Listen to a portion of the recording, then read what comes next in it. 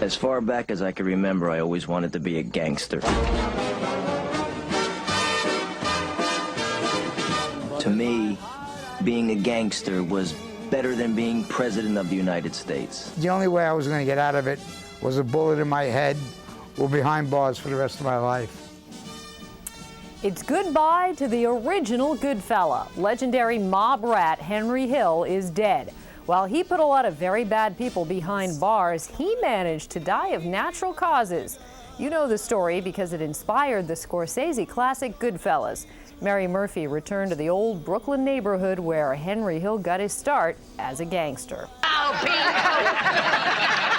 As far back as I can remember, I always wanted to be a gangster. It's just one of the iconic lines from a great Scorsese film. I know I'd go from rags to riches. Goodfellas, telling the saga of Henry Hill, who went from the Lucchese crime family crew Never rat on your friends, and always keep your mouth shut. to witness protection. Yes, I put a lot of people in prison that truly deserve to be in prison, homicidal maniacs. The story of Henry Hill began on Pine Street in East New York, Brooklyn, when the neighborhood used to be Italian and Irish American. He was intoxicated or infatuated with the gangsters he saw in his neighborhood, and he wanted to be one of them. They lived in the whole house. Clifford Cutler has been living in Henry Hill's family home since the late 70s. That's when Cutler witnessed a guy get whacked at the gold exchange across the street.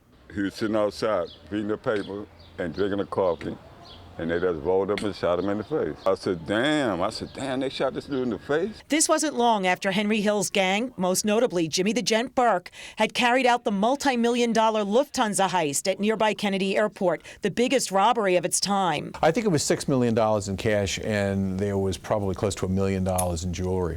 Many of the people who were involved were executed in the wake of all the publicity. Jimmy the Gent was played in Goodfellas by Robert De Niro, and former federal prosecutor Ed McDonald played himself in the scene where Henry Hill is talked into cooperating with the government and joining the Witness Protection Program after he's busted for drug trafficking in 1980.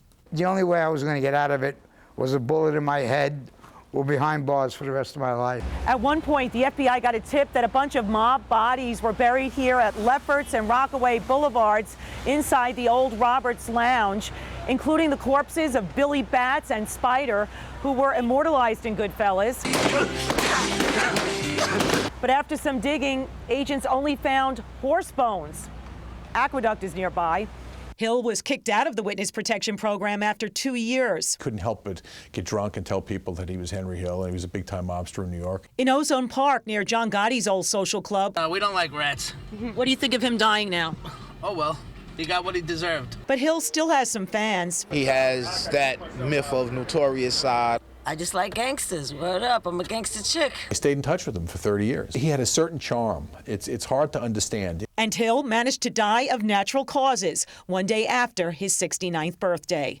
I'm Mary Murphy, Pix 11 News.